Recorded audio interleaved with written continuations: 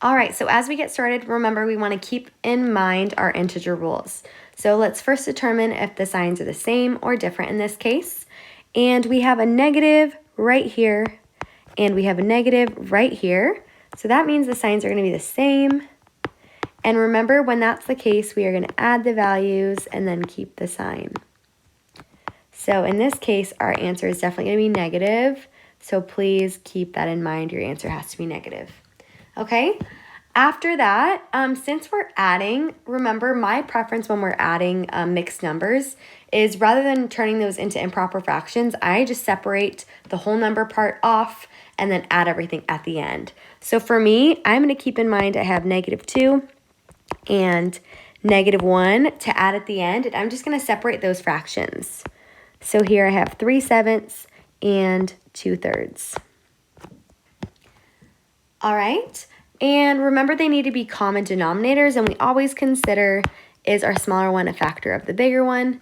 In this case, the answer is no. Both 3 and 7 are prime.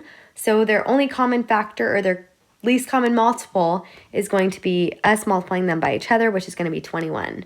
So let's over here go ahead and multiply 3/7 by 3/3 to get that common denominator of 21. And 3 times 3 is 9. 7 times 3 is 21. So that is our first one to start with. And then over here, let's do the 2/3 times 7/7. Remember, because we also want that same denominator. 2 times 7 is 14. 3 times 7 is 21. And then, remember, since the signs are the same, we're going to add. And don't worry, I'm going to apply that negative sign at the very end. So when we add straight across, 9 plus 14 is going to give us 23 over 21. And then remember, this is going to turn into a mixed number actually. So this is going to end up giving us, remember, how many times does 21 go into 23? It's 1 with 2 left over.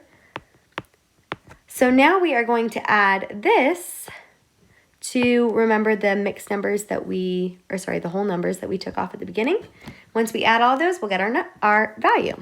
So we have 2 plus 1 plus 1 and 2 21sts.